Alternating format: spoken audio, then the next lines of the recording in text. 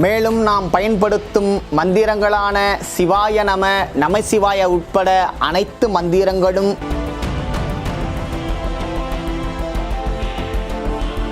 வள்ளலாருக்கு சத்திய தீபம் சிவகுரு ஐயா அவர்கள் வகுப்பெடுக்க தொடங்கிவிட்டார். அருட்பெரும் ஜோதி ஆண்டவர் விதித்த தடையை நீக்க முயற்சித்து விட்டார். அதாவது தனக்கு சிவகுரு என்று பெயர் இருப்பதால் அந்த சுத்த சிவத்திற்கு குரு என்ற நினைப்பு வந்துவிட்டது போலும் சிவகுரு ஐயா அவர்களுக்கு. அனுஷ்டிக்க கூடாது என்று இயற்கை உண்மை வடிவினராகி அருட்பெரும் ஜோதி ஆண்டவர் தடை செய்திருக்கிறார். தடையே செய்திருக்கிறார் வள்ளலாரை. எப்போது? வாலிப பருவம் தோன்றிய போதே. ஆனால் இயற்கை உண்மை வடிவினராகி அருட்பெரும் ஜோதி ஆண்டவர் விதித்த தடையை, அந்த தடையை நீக்க முயற்சிக்கிறார்.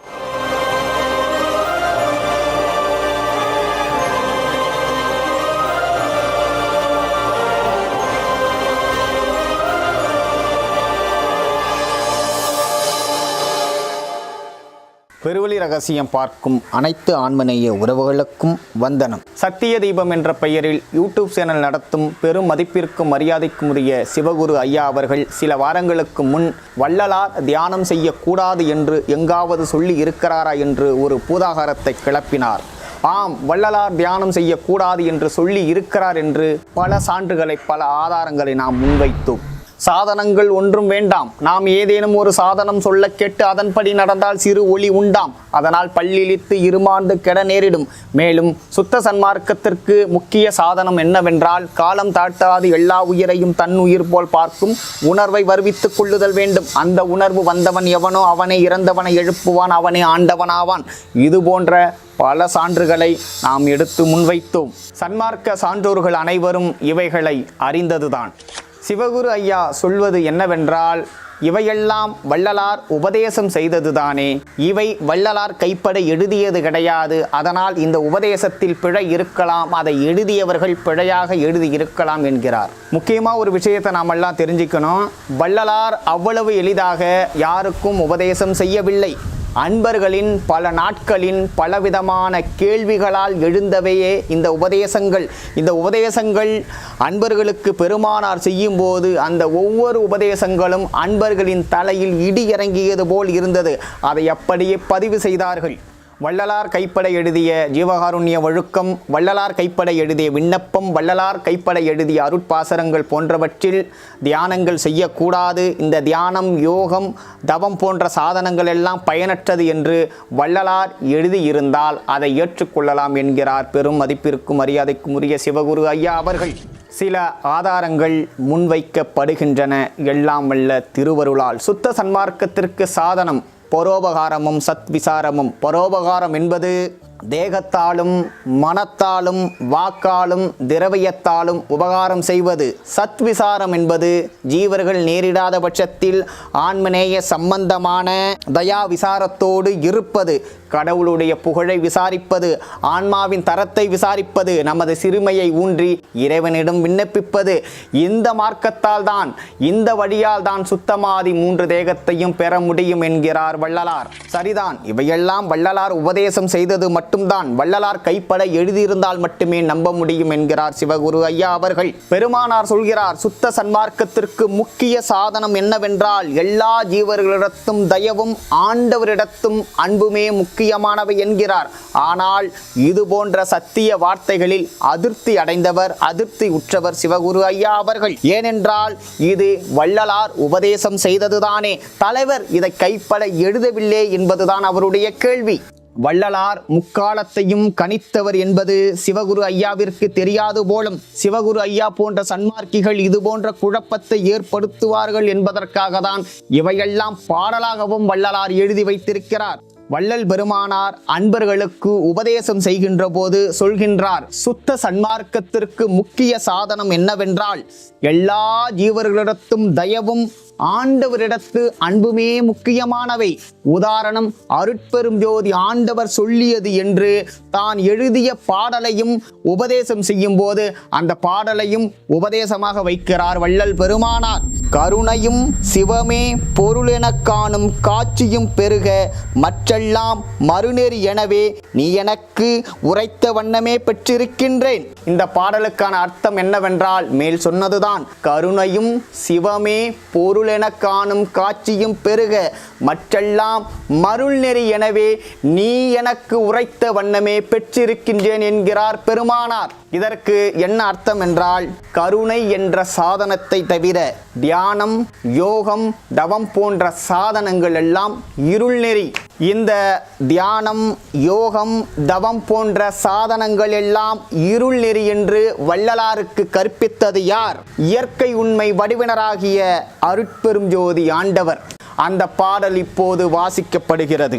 பாடல் 6ஆம் திருமுறை. தலைப்பு பிள்ளைப்பெரு விண்ணப்பம். கருணையும் சிவமே பொருளெனக் காணும் காட்சியும் பெருக மற்றெல்லாம் மருள் நெறி என நீ எனக்கு அறிவித்த வண்ணமே பெற்றிருக்கின்றேன். இருள்நெறி மாயை வினைகளால் கலக்கம் எய்தியதென் செய்வேன் எந்தாய் தெருநிலை இன்றி கலங்கினேன் எனினும் சிறிநெறி பிடித்து ஒன்று இல்லையே என்கிறார் பெருமானார். அருட்பெரும் ஜோதி ஆண்டவர் அறிவித்ததை தான், அருட்பெரும் ஜோதி ஆண்டவர் தெரிவித்ததை தான் பெருமானார் பாடலாக எழுதியும் அதை இன்னும் விளக்கமாக அன்பர்களுக்கு உபதேசம் செய்தார். அந்த உபதேசம் மீண்டும் ஒரு முறை வாசிக்கப்படுகிறது. சுத்த சன்மார்க்கத்திற்கு முக்கிய சாதனம் என்னவென்றால், எல்லா ஜீவர்களிடத்தும் தயவும் ஆண்டவரிடத்து அன்புமே முக்கியமானவை. உதாரணம் எனக்கு அருட்பெரும் ஜோதி ஆண்டவர் சொல்லியது, கருணையும் சிவமும் பொருள் எனக் காணும் காட்சியை பெருக மற்றெல்லாம் மறுநெறி எனவே நீ எனக்கு அறிவித்த வண்ணமே பெற்றிருக்கின்றேன் என்கிறார் பெருமானார். இப்போது நீங்கள் தெளிவு அடைந்து இருப்பீர்கள். அடுத்தது பரிபாஷையும் சுத்த சன்மார்க்கமும். அங் சிங் வங் பங் அம் விந்து நாதம் சிவ வசி ஓம் ஹரி அர சத்து சித்து ஆனந்தம் பரிபூரணம் ஜோதி சிவயவசி சிவாய நம நம சிவாய ஆ ஈ ஊ ஐ நாராயணாய நம சிவோகம் சோகம் முதலியவாக சமய மதங்களில் குறிக்கப்பட்ட மந்திர, தந்திர, ரகசிய, வாசக, வாச்சிய, வசன, அஷர, தத்துவ, பௌதிக முதலியவையும் பரிபாஷையாம். மேற்குறித்த வண்ணம் ஜபித்தும் தியானித்தும் அர்ச்சித்தும் உபாசித்தும் சமாதி செய்தும் சுவாசத்தை அடக்கியும் விரதம் இருந்தும் இவை போன்ற வேறு வகை தொழிற்பட்டு பிரயாச எடுப்பது வியர்த்தம். இது போன்ற மந்திரங்களை பயன்படுத்தி தியானம் போன்ற சாதனங்களை செய்து இருப்பது பயனற்றது என்கிறார் வள்ளல் பெருமானார். வள்ளலாரின் கருத்தின்பால் அதிருப்தி உற்ற சிவகுரு ஐயா சொல்வது என்னவென்றால், இந்த சாதனங்கள் எல்லாம் பயனற்றது, இந்த சாதனங்களை செய்வதால் வீண் என்று வள்ளலார் உபதேசம்தான் செய்திருக்கிறார் அன்றி வள்ளலார் எங்கேயும் கைப்பட எழுதவில்லை என்கிறார். ஆம், அவர் எழுப்பிய கேள்வியும் நலம்தான். பாடல் 6ஆம் திருமுறை. தலைப்பு தோழிக்கு உரிமை கிளத்தல். கிளக்கின்ற மறையளவை ஆகம பேரளவை கிளந்திடு மெய் சாதனமாம். ஆன்மநேய உறவுகளே, இந்த வரியை மிகவும் நுட்பமாக கவனியுங்கள். கிளக்கின்ற மறையளவை ஆகம பேரளவை கிளந்திடுமை சாதனமாம் அளவை அறிவளவை விளக்கும் இந்த அளவைகளை கொண்டு நெடுங்காலம் மேலவர்கள் அளந்து அளந்து மெழுகின்றார். ஆங்கே அளக்கின்ற கருவியெல்லாம் தேய்ந்திட கண்டாரே அன்றி ஒருவாரேனும் அளவு கண்டார் இளையே. துளக்கும் ஒரு சிற்றறிவால் ஒருவாரென்று உரைத்தேன், சொன்ன வெளி வரையேனும் துணிந்து அளக்கப்படுமோ என பாடுகிறார் வள்ளல் பெருமானார். இந்த பாடல் வாசிக்கும் போதே அர்த்தம் நன்றாக விளங்கி இருக்கும். இருந்தாலும் இந்த பாடலின் ஒவ்வொரு வரிகளுக்கும் விளக்கம் அளிக்கப்படுகிறது. வள்ளலார் வருவதற்கு முன்பு வரை நம்மிடம் இருந்த சாதனங்கள் என்னவென்றால் தியானம், யோகம், தவம் போன்றவைகள். இந்த சாதனங்களை நமக்கு தந்தவைகள் எவை என்றால், உலகில் காணப்படும் சமய மதங்களில் சொல்லப்பட்ட வேதங்களும் ஆகமங்களும் தான். இந்த வேதத்திற்கு மறை என்ற ஒரு பெயரும் உண்டு. முதல் வரியை வாசிக்கின்றேன், கேளுங்கள். கிளைக்கின்ற மறையளவை ஆகம பேரளவை கிளந்திடுமை சாதனமாம். இந்த தியானம், யோகம், தவம் போன்ற சாதனங்களை செய்து எல்லாம் வல்ல இறைவனை உணர்ந்து உணர்ந்து உணர்ந்து பார்த்து மேலவர்கள் மெலிந்து போய்விட்டார்கள் என்கிறார் பெருமானார். அந்த பாடலின் வரியையும் வாசிக்கின்றேன். கிளந்திடுமை சாதனமாம் அளவை அறிவளவை விளக்கும் இந்த அளவைகளை கொண்டு நெடும் காலம் மேலவர்கள் அளந்து அளந்து மெலிகின்றார் ஆங்கே. இப்ப யாரெல்லாம் இது போன்ற சாதனங்களை செய்து மெலிந்து போக போகின்றீர்கள்? அடுத்து நாம் இறைவனை அடைவதற்கு இதற்கு முன்பு வரை நாம் பயன்படுத்திய சாதனங்கள் என்னவென்றால் தியானம், யோகம், தவம் போன்ற சாதனங்கள். இந்த கருவிகளை பயன்படுத்தி இறைவனை உணர நினைத்தவர்களின் கருவியெல்லாம் தேய்ந்து விட்டது என்கிறார் வள்ளலார். சரி, இந்த கருவியெல்லாம் தேய்ந்து விட்டது, இந்த சாதனத்தை பயன்படுத்தியவர்கள் எல்லாம் தேய்ந்து போய்விட்டார்கள். ஆனால் முடிவிலாவது இவர்கள் இந்த கருவிகளை பயன்படுத்தியும் சாதனங்களை பயன்படுத்தியும் தேய்ந்து விட்டார்களே, முடிவிலாவது அந்த இறையை உணர்ந்தார்களா என்றால் அதுவும் இல்லை என்கிறார் பெருமானார். அந்த வரியும் வாசிக்கின்றேன். கிளந்திடுமை சாதனமாம் அளவை அறிவளவை விளக்கும் இந்த அளவைகளை கொண்டு நெடும் காலம் மேலவர்கள் அளந்து அளந்து மெழுகின்றார் ஆங்கே. அளக்கின்ற கருவியெல்லாம் தேய்ந்திட கண்டாரே அன்றி ஒருவாரேனும் அளவு கண்டார் இளையே. அடுத்து, நான் கருணையை சாதனமாக கொண்டு நான் பல வெளிவரை கண்டிருக்கின்றேன், பல வெளிவரை சென்றிருக்கின்றேன். நான் சொன்ன வெளிவரையாவது உங்கள் சாதனத்தை கொண்டு அந்த வெளிவரை அளக்க முடியுமா என்கிறார் பெருமானார். அந்த வரியையும் வாசிக்கின்றேன். துளக்கம் ஒரு சிற்றறிவாள் ஒருவாரென்று உரைத்தேன் சொன்ன வெளி வரையேனும் துணிந்து அளக்கப்படுமோ என்கிறார் பெருமானார். இந்த பாடலை இப்போது மீண்டும் முழுமையாக வாசிக்கின்றேன். கிளக்கின்ற மறையளவை ஆகம பேரளவை கிளந்திடுமை சாதனமாம் அளவை அறிவளவை விளக்கும் இந்த அளவைகளை கொண்டு நெடும் காலம் மேலவர்கள் அளந்து அளந்து மெழுகின்றார் ஆங்கே. அளக்கின்ற கருவியெல்லாம் தேய்ந்திட கண்டாரை அன்றி ஒருவாரேனும் அளவு கண்டார் இல்லையே. துளக்கம் ஒரு சிற்றறிவால் ஒருவாரென்று உரைத்தேன் சொன்ன வெளி வரையேனும் துணிந்து அளக்கப்படுமோ என பாடுகிறார் வள்ளலார்.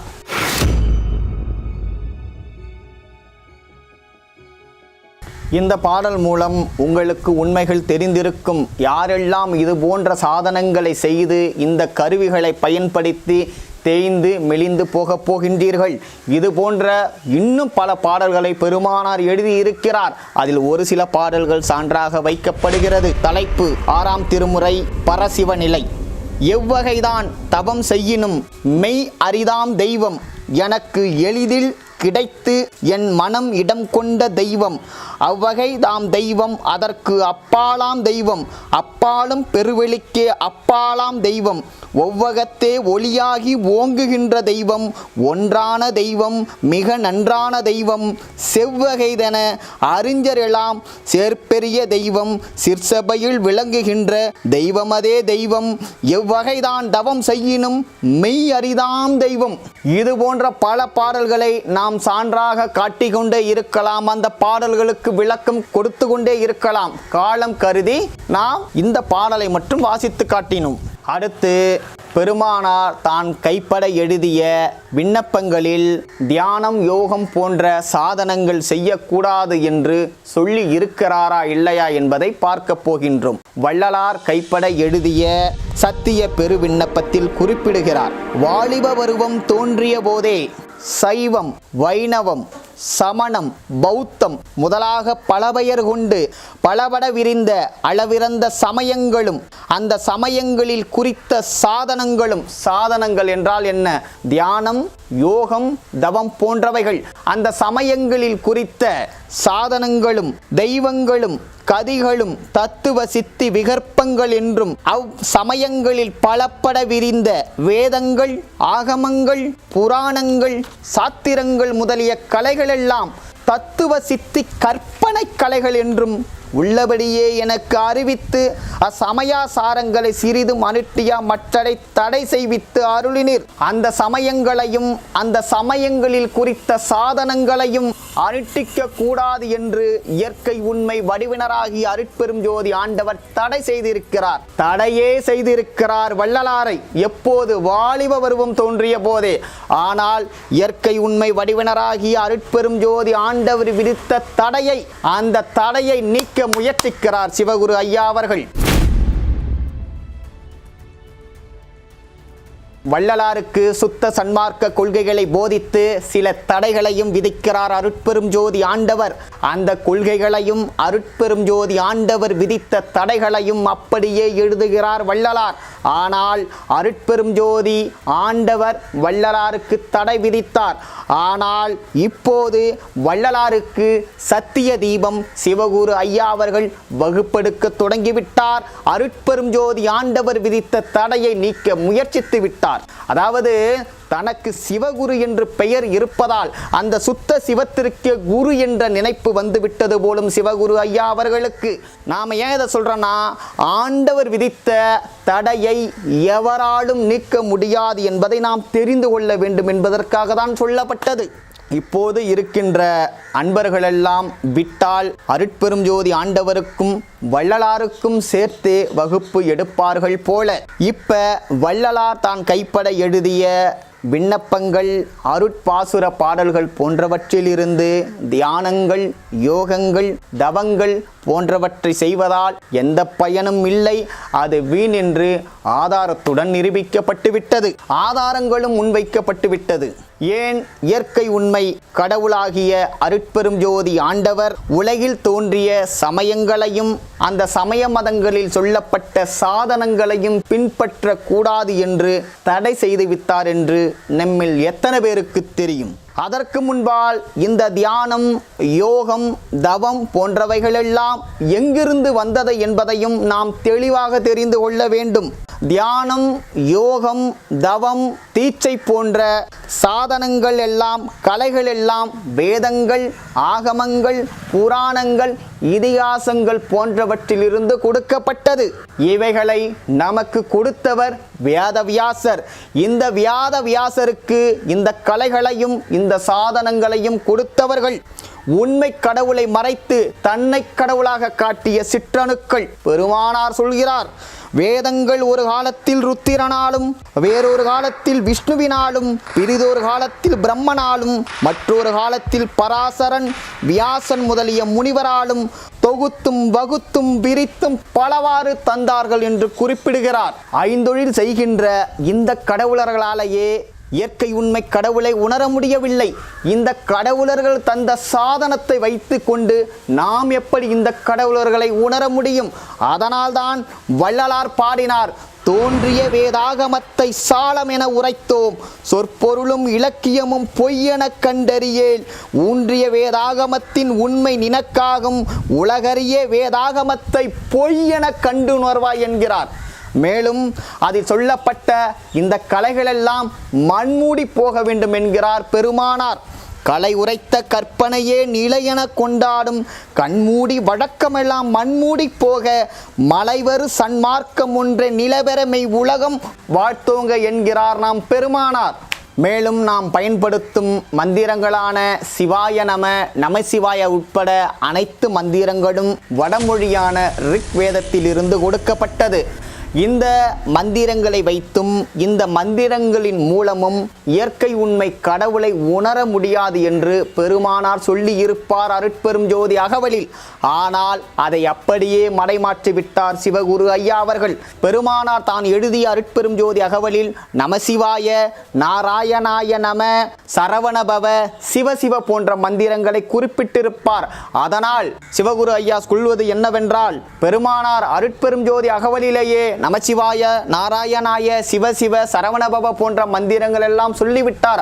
அதனால் இந்த மந்திரங்கள் எல்லாம் நமக்கு வேண்டும் என்று நம்மை எல்லாம் மடைமாற்ற முயற்சிக்கின்றார். அதனுடைய உண்மையை இப்போது நான் சொல்கின்றேன். 5 8 6 4 முந்துரு மறைமொழி மந்திரமே அருட்பெரும் ஜோதி பாடலின் வரி இது. ஐந்தென எட்டென ஆறென நான்கென முந்துரு மறைமொழி மந்திரமே. நமசிவாய என்பது 5 எழுத்து மந்திரம். ஓம் நமோ நாராயணாய என்பது 8 எழுத்து மந்திரம். சரவண பவ என்பது 6 எழுத்து மந்திரம். சிவசிவ என்பது 4 எழுத்து மந்திரம். ஐந்தென எட்டென ஆறென நான்கென முந்துரு மறைமொழி மந்திரமே. முன்பு தோன்றிய வேதங்களால் 5 எழுத்தாலும் 8 எழுத்தாலும் 6 எழுத்தாலும் 4 எழுத்தாலும் மொழியப்பட்ட மந்திரம்தான் இது. எப்படி? முன்பு தோன்றிய வேதங்களால் மொழியப்பட்ட மந்திரங்கள் இது. பின்பு அடுத்த வரியை நாம் கவனிக்க வேண்டும். வேதமும் ஆகம விரிவுகள் அனைத்தும் ஓத நின்று உளவாது ஓங்கும் மந்திரமே என்று பெருமானார் பாடுகிறார். அதாவது வேதங்களும் அதன் விரிவுகளாகிய உபனிஷத்துக்களும் ஆகமங்களும் அதன் விரிவுகளாகிய இதிகாச புராணங்களும் இவையனைத்தும் எவ்வளவுதான் விளக்கி கூறியும் அதனுள் அடங்காததும் குறையாததும் ஓங்குகின்ற மந்திரமே அருட்பெரும் ஜோதி என்று இதன் பொருள். மேலும் இன்னொரு பாடலில், அதாவது அருட்பெரும் ஜோதி அகவலில் இன்னொரு பாடல் வரியில், வான் பெறற்கரிய வகையெல்லாம் விரைந்து நான் பெற அளித்த நாத மந்திரமே என்று பாடுகிறார் பெருமானார். அதாவது வான் என்பது இடவாகு பொருளால், இடவாகு பெயரால் அங்கு இருக்கின்ற கடவுளர்களை குறிக்கும். கடவுளர்களாலும் அடைவதற்கு அரிதாகிய எல்லாவற்றையும் மிக விரைவாக நான் அடையும்படி அளித்த ஓசையாகிய மந்திரமே அருட்பெரும் ஜோதி என்கிறார் பெருமானார். அடுத்து சிவகுரு ஐயா அவர்கள் நிறைவாக கூறியது என்னவென்றால், நம் மனம் நம் சொல்படி கேட்க செய்வது தியானம். இதை நாம் பயிற்சி செய்யவில்லை என்றால் எப்பொழுதும் நம் மனம் நம் சொல்படி கேட்காது என்கிறார். மனம், புத்தி, சித்தம், அகங்காரம் இவை 4ம் சேர்ந்தவை கரணம் என்பர்.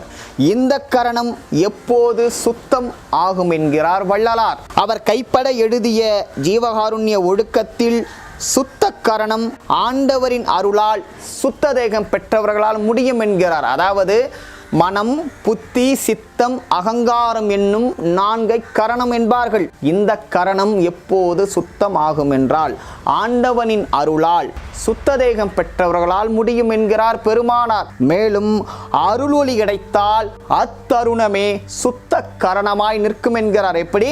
ஆண்டவனுடைய அருள் கிடைத்த அந்த கன பொழுதிலே இந்த கரணம் சுத்த கரணமாய் நிற்கும் என்கிறார் பெருமானார். ஆனால் அதையெல்லாம் தாண்டி பெருமானார் இன்னொரு முக்கியமான விஷயத்தை ஜீவகாருண்ய ஒழுக்கத்தில் குறிப்பிடுகின்றார். என்னவென்றால், உள்ளபடி பசியால் வருந்துகின்ற ஜீவர்களுக்கு ஆகாரம் கொடுக்க நினைத்த போது நினைத்த புண்ணியரதின் மனம் வேறு பற்றுகளை விட்டு சுத்த கரணமாகி நிற்கிறது என்கிறார். ஆனால் தியானம் செய்ய நினைத்த போதும் நினைக்கின்ற போதும் கரணம் சுத்தமாகி நிற்கிறது என்று பெருமானார் எந்த இடத்திலும் குறிப்பிடவில்லையே.